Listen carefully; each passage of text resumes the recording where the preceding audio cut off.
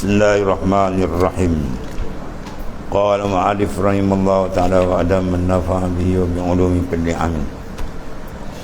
Dan setengahnya riddah itu, dan setengahnya yang membatalkan sembahyang dia adalah riddah.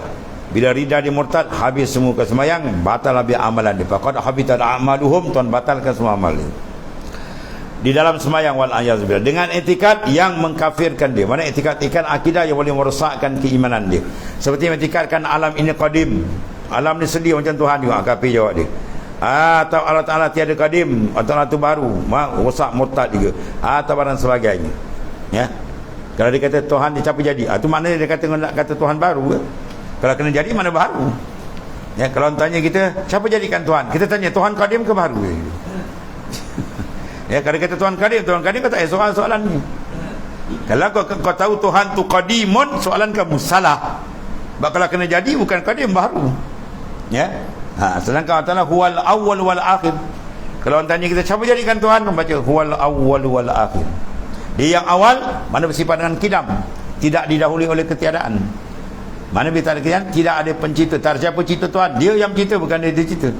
Sebab wujud dia asliun, asal. Adapun wujud kita ni maknanya arid, baru datang. Ya, kita datang sini tahun bila? Ada tahun 40, tahun 60 kan. Ada tahun 70 ikutlah. Tuhan maknanya dia ada tali lahir. Tuhan tak ada sebab beranak kan.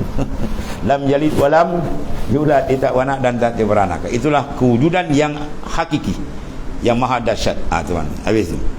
Jadi terlintas hati dia, diikut ke maknanya apa? Pahaman-pahaman, ideologi yang tak betul, ya. Ya, itulah dia etikadkan bahawa Tuhan tu baru. Dalam situ ke batal sembahyang nanti. Ya, kalau tak bertobat kekal dalam neraka selama-lamanya, ayazubillah. Dan setengahnya berhubung dengan najis dia sembahyang, berhubung dengan najis, tapi najis mana? Dia ada dua sembahyang, tidak dimaafkan daripadanya. Bahawa sembahyang ada dua jenis najis, satu dimaaf, satu tak dimaaf. Kalau najis dimaaf dipanggil ya damun qalil, darah yang sedikit. Maka darah sedikit ni ada banyak khilaf. Setengah kata besar duit 10%, ada kata besar duit 5%. Waktu besar orang tu jadi kaul muktamad uruf. Uruf maknanya suara ramai, 3 orang ke atas. Darah kena itu kita tunjuk kat orang, banyak sikit. Ya, 4-5 orang sikit aja, maka hukum dia sikit. Najis tetap najis, tak berubah tu. Tapi dimaafkan, mana boleh ditanggung dalam sembahyang. Ya, kalau dah banyak maka tak dimaaf. Itu darah je. Kalau najis lain tak boleh cecak ke apa, dia batal sembahyang. Jadi jangan ada najis ya pada badan dia, tubuh dia, pakaian dia dan tempat dia. Tempat mana? Tempat yang kena tubuh dan badan kita sembahyang. Kita sembahyang, kita sujud kan, mana pakaian kita kena tu dipanggil mahallus salat, tempat sembahyang. Kalau di depan kita membetuli tak jejak, tu tak batal. Kita sembahyang tengah-tengah sejadah dia tak jejak kan. Tapi kita sujud tu dia membetuli tak kena, maka tak menjejaskan sembahyang sah. Ya. Dengan syarat kaki kita duduk atas sejadah. Ya, kalau kaki kita masuk sejadah batal ya. Ya, cecak ada tengah-tengah, kita tak sentuh, tapi kaki kita masuk bawah sejadah, bermakna kita menanggung benda yang ada itu maknanya. Satu mic jaga ya. Kadang bila sembahyang puas, sedap dia macam Imam Madinah Makkah, tiba-tiba dekat mic dia cecak. Lepas sembahyang, Allah batal sembahyang kan. Sebab apa? Dia menanggung benda yang ada najis. Kalau amplifier ya, amplifier tengok. Ulama kata dia ada dua. Kalau sekiranya ditarik dia bergerak, maka hukum dia ittisal. Kalau tarik tak bergerak, hukum dia infisal, bercerai. Ya, mic kadang-kadang yang kecil kan, kat surau kita tarik dia punya wayar tu bergerak dia. Bila bergerak dia berhubung.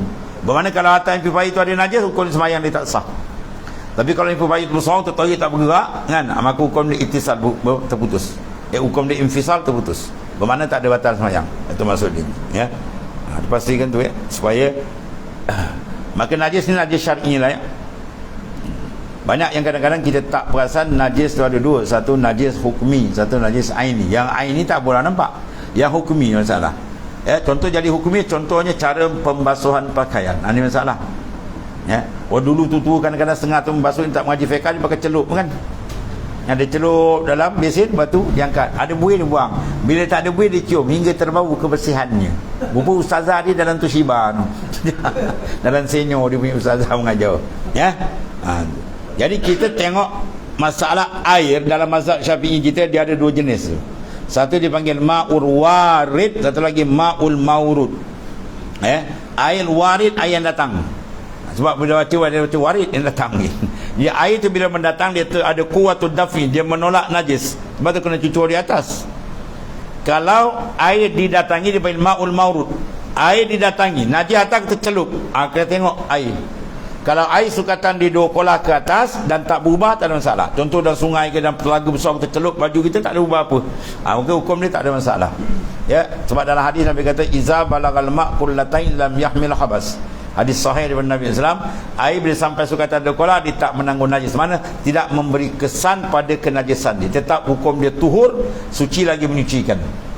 Dalam sungai ke tercelup-celup tak ada apa kesan. Tapi kalau dalam besin tak cukup 2 kolah. Dia 2 kolah kalau sekarang sukatan 230 liter. Kalau tak sampai 1 baldi tak sampai, 1 besin tak sampai 20 liter. Kita beri celupkan baju kita yang kita yakin ada najis. Pum, air tu jadi mutan najis. Lepas tu tukar air lain pula mutan najis. Lepas tu pura isi dai. Bermakna hukum baju tu ialah mutanah jisun. Kita bawa pergi semayang. Ada yang tak ada kesan. Mana selit rupa dalam bab tahara zahirah lagi. Belum tahara batinah. Bau zahir tak depan dah ni. Sebab penting ilmu fiqah dia kena belajar. Kadang-kadang kita tengok kesian kan. Dia bersidai baju. Baju tu basah. Kan dia pergi pegang sana pegang sini. Lepas tu pegang balik baju. Habis dah baju tu kadang-kadang dah mutan najis. Untuk tu kadang kita perhati, tak jaga, tak cermat. Ini baju kan kita dah buat semayang. Kan? Ada masalah. Sebab kena cek betul-betul lah. Kalau anda sendiri baju semua anda basuh sendiri, tak tahu basuh. Kata wah bagus dia kata. Rajin turun minyak, kita lebih cermat, kita basuh sendiri senang. Bahawa kita nak buat semayang. Jika najis itu basuh dengan tiada sentuh dengan tangannya, maka tiadalah batal sembahyangnya. Najis tak bersentuh. Contoh yang tadi lah, dia membetuli je. Kita sujud, bawah dada kita tercecak, tapi tak bersentuh. Itu tak apa, sah sembahyangnya. Atau di atas, orang dulu pakai apa tuan ni? Apa panggil? Langit-langit kan, andung tu kan. Aras. Wah, aras tinggi. Atas kepala tu. Orang dulu atas dia panggil aras macam tu. Tinggi panggil alam lain masuk. Jadi biasa kalau dulu atas andung tu kan, tai cecak ada, tai apa kelawar tu kan. Kita semayang sampai terbau hangit di kelawar, tapi tak kena. Selingkal lagi kepala. Apa hukum semayang sah, tak ada masalah. Sebab dia tak berjejak. Jangan disepuk kena sudah. Itu panggil membetuli. Jangan dia tak mau bersentuh. Menanggung bersentuh tu tak boleh. Dan setengah daripadanya nyata setengah suku daripada kaki bagi orang yang memakai muza di tengah semayang. Muza stoking kulit. Dulu banyak cari kan, sekarang senang dia. Orang pergi umrah kita kirim. Dulu RM20 tak tahu sekarang berapa ringgit tak tahu. Sepatu apa orang panggil tu, kulit, stoking kulit, sarung. Jadi dia ada satu kaedah dalam fiqah kita. Dia beri rosah. Siapa pakai khuf atau muza ni, maka dia berikan kalau mukim sehari semalam. Kalau musafir 3 malam tak payah buka. Kecuali mandi hadas buka lah. Dia buka kaki dia sapu je. Maka syarat dia jangan koyak. Tiba-tiba semayang tuan-tuan tengok koyak bocor. Tak sah lah jawab ni. Kena ulang balik tu maksud dia. Dia bilang dia tengok koyak muza tadi tu. Itu makna setengah dia nyata suku daripada kaki bagi orang yang makan muza. Mana kaki dia kocak, nampak jari dia tu. Di tengah semayang nampak rap dia koyak kan.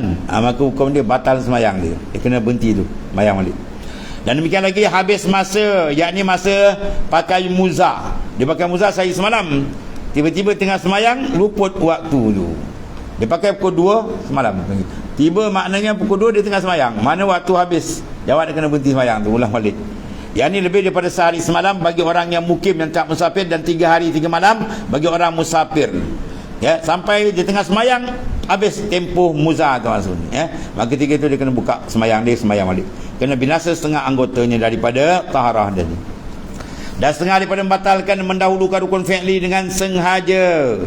Dia mendahulukan rukun fi'li dengan sengaja, dan demikian lagi meninggalkan satu rukunnya fi'li jikalau yang pendek sekalipun seperti tumakninah. Jikalau pada sembahyang sunat sekalipun, maka batal sembahyang dengan salah satu daripada yang tersebut itu. Mendahulukan rukun fi'li dengan sengaja. Apa maksud ini? Dan meninggalkan satu rukunnya jikalau dengan Jikalau rukun yang pendek, ya, seperti tumak ninah, itu dia. Jadi mak semayang dia tak ada tumak ninah, rukun fi'li, ya, dia tinggal dengan sengaja, batal semayang dia. Tapi kalau mendahulu ni, taswir dia bila dahulu apa maksud dia? Dulu ada kendian, sekarang dia mendahulu ucapan kendian, tu imam kendian. Rukun fi'li, kalau kita dahulu imam satu rukun, makruh. Kalau dua rukun, batal. Imam 2 rakaat, dia pergi rakaat, ya, tu setengah.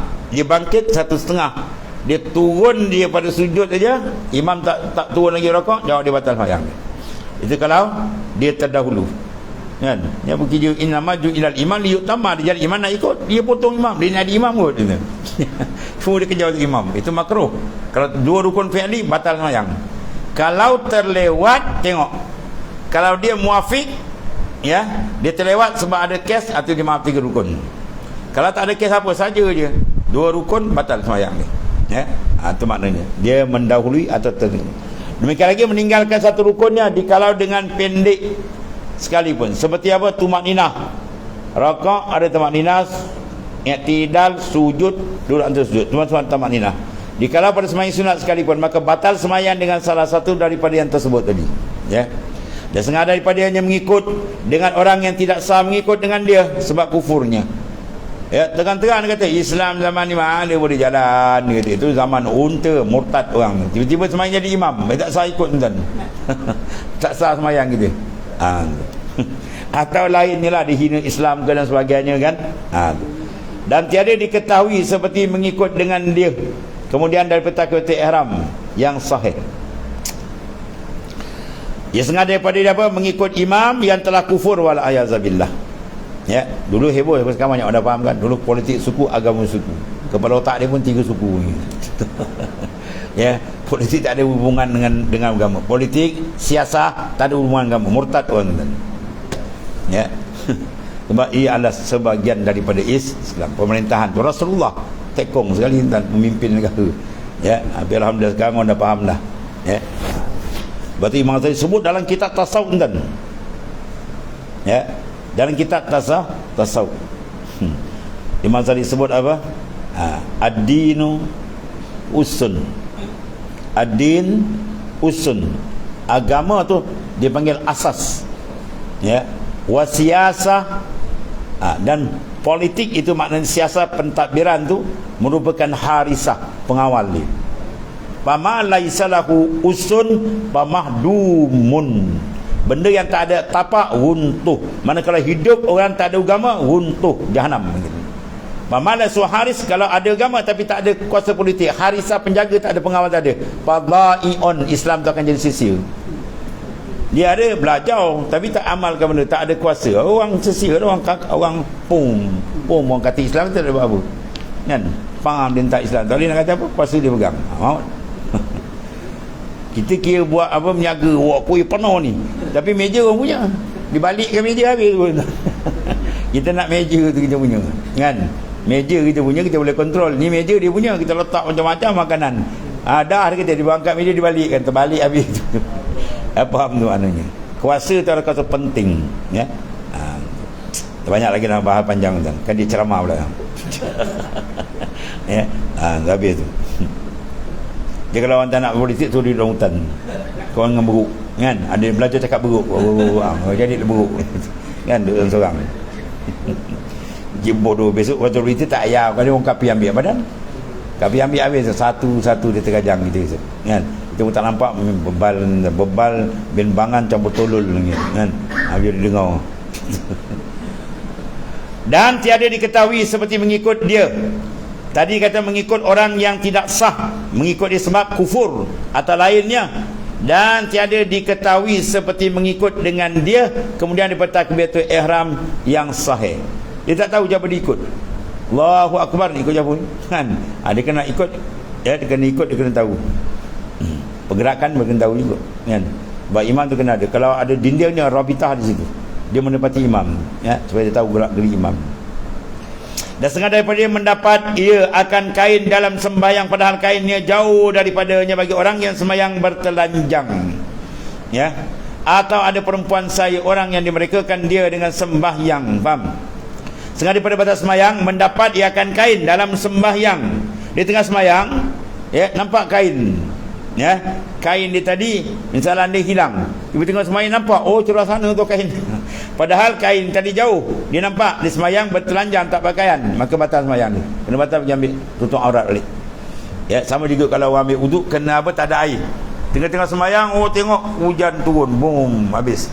Ya, orang tayamum bila nampak hujan batal tayamum, ya. Batal tayamum kalau dia tayamum nampak air. Atau ada perempuan sahaya orang yang merdekakan akan dia dalam sembahyang. Faham? Nampak tak masalah ni? Perempuan jariah, ya, perempuan hamba perempuan, aurat dia dalam sembahyang antara pusat dengan lutut dia. Dia sembahyang dalam bilik, lutut. Tengah-tengah sembahyang rakaat kedua, Tuhan dia kata, oh 5, aku merdekakan engkau. Batal sembahyang dia. Sebab apa? Aurat dah berubah. Bila dia merdeka, dia pakai tutup, melainkan muka tapak tangan dia buka. Sekarang tadi dia sembahyang ikut aurat hamba. Tengah sembahyang, dia dengar suara Tuhan kata, aku merdekakan engkau. Bila merdeka, maka syarat dia dah berubah. Aurat dia aurat orang merdeka. Mana dia akan tutup seluruh badan, melainkan muka dan tapak tangan. Tadi sedangkan sembahyang berkemban, dia dalam bilik. Tapi jangan sembahyang berkemban kat masjid, lari orang kan. Anak hamba jariah, dia pergi ramai-ramai. Bakal kemban berterabur orang lagi kan. Ni yang tu tetik pun kata. Ya, jangan. Ni aurat dia dengan sembahyang dia dengan Tuhan aja, dan dalam bilik jangan orang lain. Orang lain lari lah kan.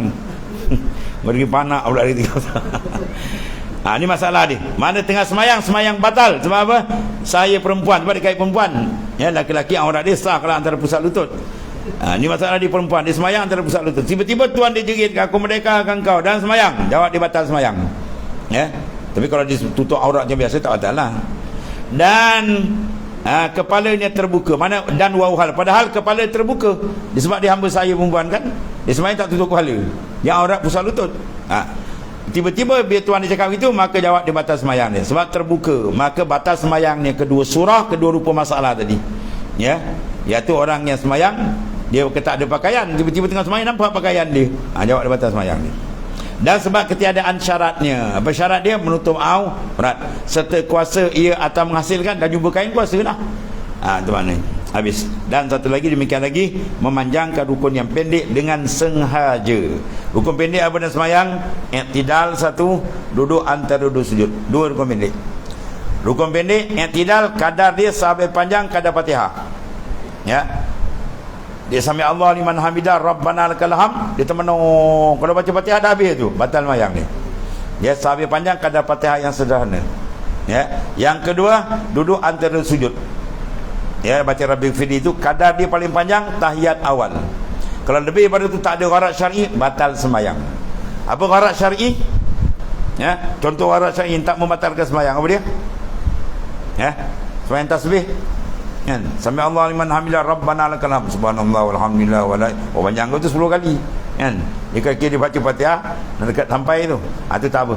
Sebab syarat ada gharat syar'i, syarat suruh baca tasbih ataupun duduk antara sujud dia kan. Lepas dia baca Rabbil Fili pun dia subhanallah walhamdulillah wala ilaha illallah. Tu rasa sampai tu. Ya, panjang. Kalau dibaca dondang sayang lagi sampai.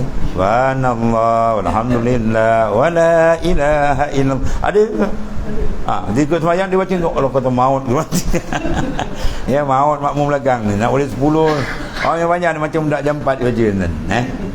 Jadi mana rukun pendek tak boleh dipanjangkan kecuali ada gharat syar'i tu, maka dia diluluskan. Kemudian tatimmah, wallahu a'lam. Bismillahirrahmanirrahim. Alhamdulillahirabbil alamin. Wassalatu wassalamu ala asyrafil anbiya'i sayyidina wa maulana Muhammadin wa ala alihi wa Alhamdulillah. Subhanakallahumma wa bihamdika astaghfiruka wa atubu